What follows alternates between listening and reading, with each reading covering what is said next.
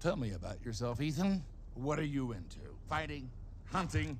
Any sweethearts waiting for you back home, huh? Ah, there it is. Who is it? It's no one. Diazo. Huh? His name is Diazo. Diazo, huh? Let your grandpa give you some solid advice. You ugly.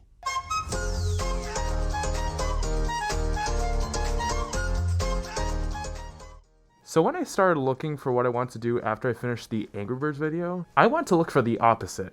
A hidden gem that performed poorly in the box office. Originally, I was gonna do Turning Red and take the easy way out. Then I saw something in the corner of my eye when I was actually in this trash service, and that thing was Strange World. I literally have never seen this movie before and thought this animated Indiana Jones knockoff, down to the title, style, and color, was one of the many filler movies that Disney loves to pad their service with. But being the curious son of a bitch I was, I googled the movie to see what it was about, because I wasn't about to waste over an hour and a half watching this. Then I realized this was made by Disney themselves. Now this is better than Turning Red, because you can make the argument that because Turning Red was made by Pixar Animations, that there was not as much marketing devoted to the movie since it's not a Disney film, but now they literally have no excuse. But I still needed to know whether or not to make it a video. Then I saw this character. So yeah, I did kind of hint to this with Strange World winning both of the previous polls I put on my community tab, which was intended, so thank you for voting. But even with my teaser, you guys still thought Rumble and my troll entry were more likely than Strange World. I had Splat, which is the blue character in the teaser, and he was literally visible in the poll.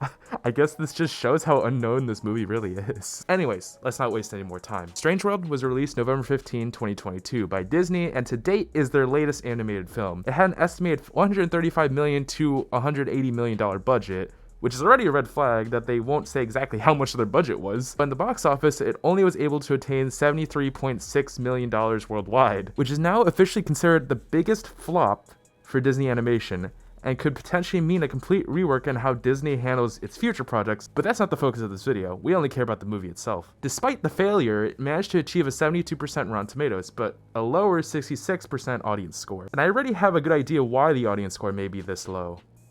Let's see if my suspicions are correct by looking at some reviews. I hate gay people, 1 out of 10. Now that I got your attention, you definitely got mine. It's a 4 out of 10 movie, but it's a Disney movie, so I expected more, and I judge it harder given that they had more money to put into films. The dialogue was unnatural, transitions were literally PowerPoints, characters one-dimensional, jokes didn't land, etc, etc, etc, you get it. Animation, thumbs up, okay. Design of Strange World, thumbs up. Idea of story, ignore the execution, thumbs up. Execution? Dog sh**. So the movie had a cool idea, and the message it wanted to convey was good, but the movie sucks. But it doesn't even have to do with the main character being a homosexual. The fact that he had to clarify that was kind of concerning, but yeah. It's the fact that the laceration helped to sink the movie. But the worst are the plot holes. Probably don't want to go into this as kind of spoilers, but let's just say he doesn't like it. Fair? Okay, moving on. The movie was horrendous. Not only was the main character not cool, oh boy, there's a lot of homophobes in these reviews, but so is the movie. Oh, just had to tack that on there, but yeah, yikes. Ooh, 5 stars. Fantastic diverse film. The gay couple was so cute. We'll see about that. It was like Journey to the Center of the Earth if sexuality and race were the most important aspects of the book. Oh god. Sends a message that parents are idiots. Parents should not look up to them. Oh boy, what a good message. Good job, Disney. Now, who is this main character that these reviews speak of? Couldn't be the thumbnail or anything. But why don't we actually get directly into the movie itself and actually dissect what you guys think is the biggest animated movie failure?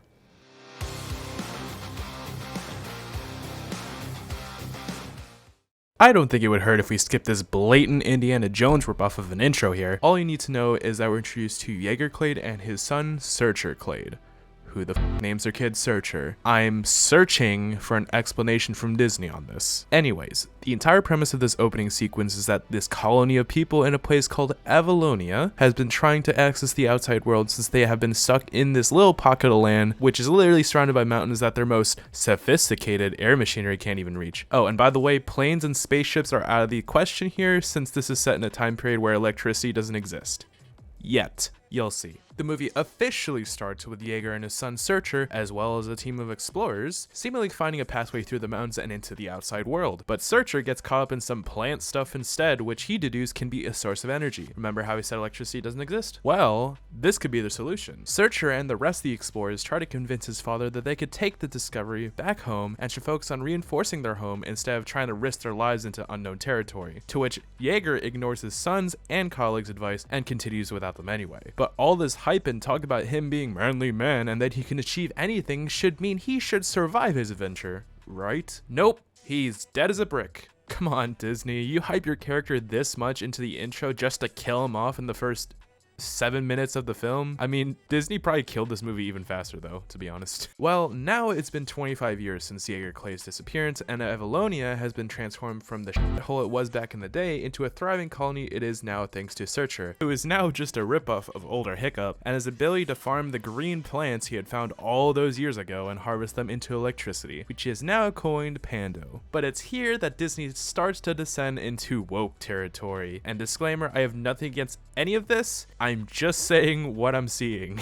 We get formally introduced to Searcher's family, Sojourn from Overwatch, and the typical Gen Z, who also happens to be openly gay. Oh, also Disney, his quote-unquote crush, looks like the most stereotypical gay dude on the planet. Like, I bet they just googled gay guy and then copy and pasted the first thing they saw. They literally have him wearing all pink. Could they get any more obvious? And if you don't think this is woke enough, the dog named Legend has 3 legs. It's a disabled dog. Disney, I get inclusivity, but it's very clear you're trying so goddamn hard. It is very early on that we see Ethan despises being a farmer like his father and has ambitions of becoming an explorer. And Searcher, being the father, fears that Ethan will become an explorer like his grandfather. Neither know about the other's intentions just yet, that's part of the story. Well, Ethan's ambitions get finally put to the test when later that night the mayor of Avalonia, who just happens to be the chick from the original group of explorers that found Pando, named Callisto, decides to ruin his crops to try and pay him a visit to request to accompany her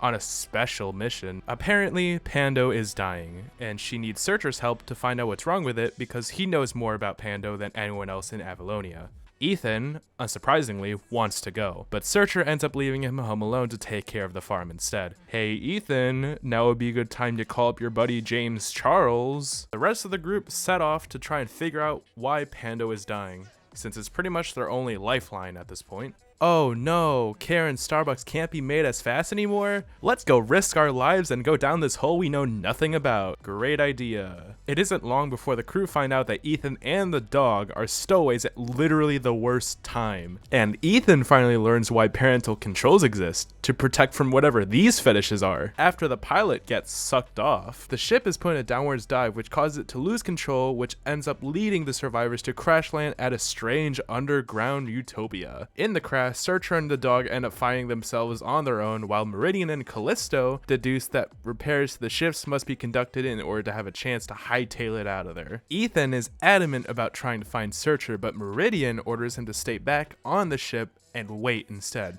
You know how well that turned out last time.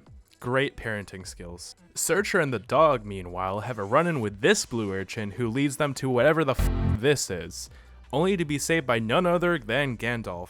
Oh wait, it's actually just Jaeger Clay, who apparently isn't dead.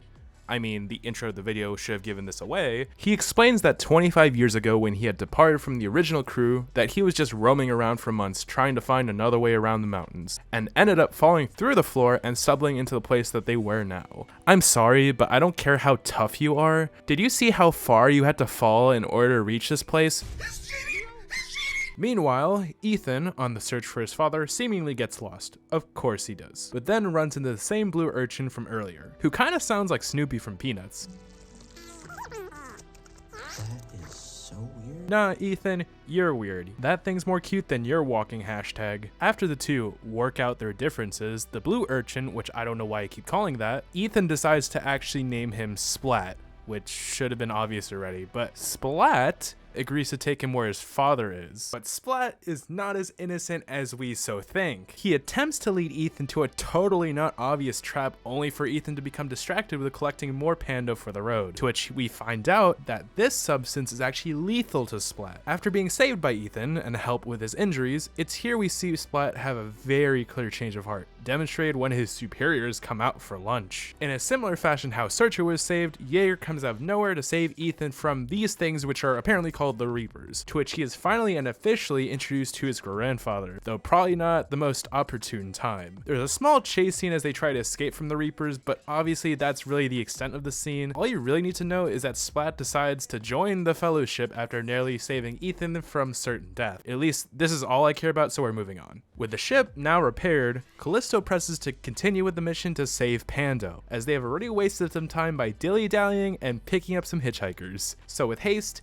they take off and continue on with their journey. After several scenes of the ship passing through some actually gorgeous scenery, we get to more character development between Ethan, Searcher, and Jaeger Clade. It's here that Jaeger asks what activities Ethan was actually interested in, and Ethan wastes no time explaining about male Ellen DeGeneres. Yeah, Disney, I'm sorry, but if a gay guy ever comes out to their grandpa in society, they are not gonna be as understanding as Jaeger Clade is. Like, this dude literally just gave him suggestions on how to swing the dude he likes and shit, without any hesitation or pause, especially for someone who has literally been living under a rock for a solid 25 years. I will show you a more realistic outcome, Disney. Take notes. Oh, hey, Grandpa. Oh, hey there, grandson. You want a Pez? It's good for your bones. Oh, I'm actually here to tell you something, if you don't mind. All right, suit yourself. So what can I do you for? Well, I kind of came to tell you that I'm actually, gay. Oh, I'm happy too, grandson. You're on the same page as me and John D. Rockefeller. No, as in I'm attracted to other guys. Oh, is that so? Well, in that case, here's an iPhone, grandson. Oh, so you're not mad? Nope. And did you say people our generation have to work for our own phones? Oh, don't worry. You'll pay me in other ways. Oh, okay. Oh, yeah. After this unrealistic scene, Searcher goes jealous of the fact that his father is teaching Ethan more of the explorer side, to which they get into a heated argument to Step out of my air, or... To which Ethan decides now it's time to play a rip-off D&D clone board game that's way too boring to explain, and apparently too boring for Jaeger and Searcher too, to the point where Ethan rage quits. The journey to the source of Pando continues. With the help of Splat, the crew are able to pass through the previously impenetrable Geyser of Doom, with the help of Splat and these green blobs or whatever they are, but then get immediately ambushed by the Reapers right after, this time in greater numbers than before. However, realizing that they could use Pando as a direct weapon to the Reapers, they eliminate the threat with ease. Way easier than using a flamethrower, Jaeger. After the fact, Jaeger explains to Searcher the real reason he did not try to come home was his everlasting need to fulfill his role of an explorer. Meanwhile, Ethan and Meridian, and I guess Splat, discuss about Ethan's interest in becoming an explorer, but more generally becoming his own person. But then Disney takes the scene and makes a 180 towards woke again. We gave birth to you. We've got rights. I'd like to exercise my right to stare at you uncomfortably. Oh my fucking god. Did we have to explicitly word that last portion like that, Disney? Now they're at the core of Pando, realizing that the monsters that have been chasing them this whole time were actually just trying to destroy Pando and had wanted nothing to do with them. Of course, the crew can't handle rejection, so they decide to weaponize Pando and commit mass genocide. Just like how we do it on our farm. As the crew gets ready to follow through with this plan, everyone seems on board with this but Splat, whose intentions are unclear at the moment because he lacks basic speech.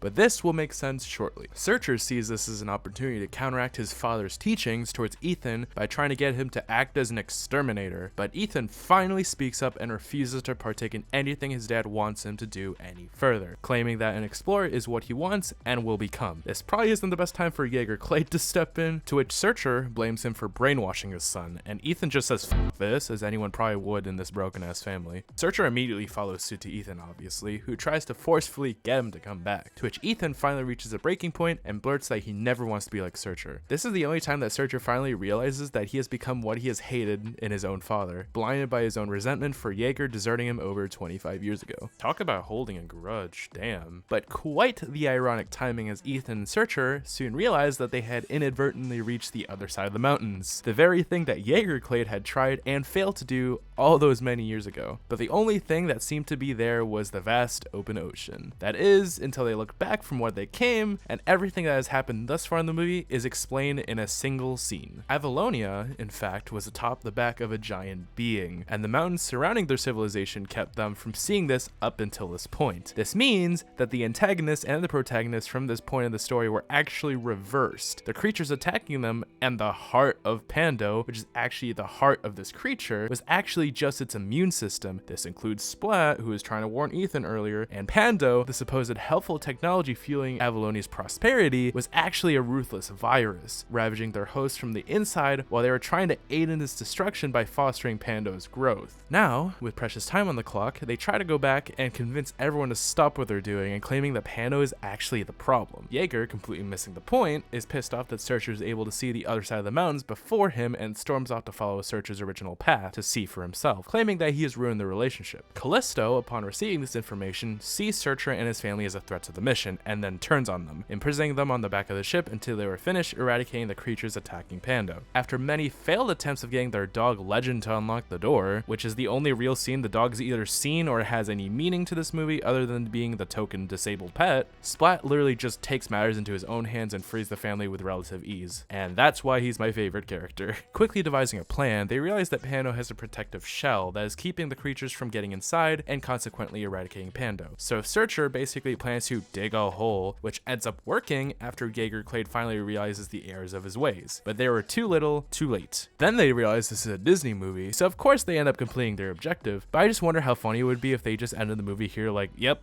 y'all f***ed up. After saying goodbye to Splat for the time being, everyone else takes a trip outside for the first time, finally seeing what they had called home all their lives. Jaeger basically reminisces of the fact that he just spent his entire life just to see water. We then cut to a year later, where Ethan gives his closing monologue. He had moved out of the house and has started a weed killing organization with Splat, but down in the place we now know is their host's lungs. Wait a minute. Didn't he say the whole movie that he wanted to be an explorer or some shit? Wasn't this the whole point of his character? In other news, Jaeger realizes his old wife has moved on to someone way younger than she is, and in the absence of Pando, Avalonia moves to wind power to fuel their future needs. Oh, and apparently their host is a moldy turtle. These gloves aren't the same. And that's Strange World. Now, as dull as some of the characters are, Jaeger Clade, the story itself was definitely one of the best I've seen recently. I'm going to immediately go into the best scene of the film as a talking point here, and that is going to be when Searcher and Ethan found out the place they had called home was actually on the back of this turtle. I was honestly not expecting this, and I just love when studios do this sort of plot twist, when they make you question everything that has happened in the entire progression of the movie, and who are really the antagonist and the protagonist. It's very creative. This twist single-handedly saved me from giving this film a legitimate 1 out of 10. Like, I'm not even kidding. Now, the woke factor, on the other hand, is something I really need to stress. Now, this is why the movie failed. Not because people are not willing to change, given the amount of woke references and characters was way too much for an hour and a half. They even went so far, they made the dog disabled. Disney, I get you're trying to appeal to our generation, but it just didn't work. I'm sorry. I'd argue Zootopia was your best shot at diversity, and those are animals. Maybe stick to animals? Zootopia 2? I mean, Disney was sort of on this diversity trend since Brave in 2012. But here's the thing, they focus on one culture at a time. Brave was about Scottish culture, Moana in 2016, Polynesian culture, Coco in 2017, Mexican culture, Luca in 2021, Italian culture. Do you know what Strange World represents? The others. I'd say that's the main reason why Disney probably did not advertise their movie at all. Sure, you could argue that they want to be exclusive for Disney Plus, but I don't think they're going to make the same mistake after they saw how bad Turning Red did with a Disney Plus only release. You need the box office, Disney. Not a lot of people are ready to pay $15 a month to watch one movie when they could just go to the theaters for less and get some overpriced popcorn, which is still probably cheaper than your subscription service. I'm gonna be real. Okay, worst scene, I rented for too long. How to ruin the entire message of your movie in 30 seconds. The most important part of the movie is its ending. A good story, especially one that is never gonna get a sequel, needs to have good closure. You want to leave the audience craving more, seeing where they could continue the story. Why do you think fanfictions exist? Strange World's ending, on the other hand, is just a more elaborate version of those paragraph summaries on a bunch of those old movies explaining what each of the characters are doing at some point in the future, past the completion of the movie. You want to know a good example of an ending that I did a video on? Puss in Boots. They leave a very open-ended ending for future adventures to take place while also giving some good closure to the movie as a whole. What does Strange World give? Oh yeah, turtle.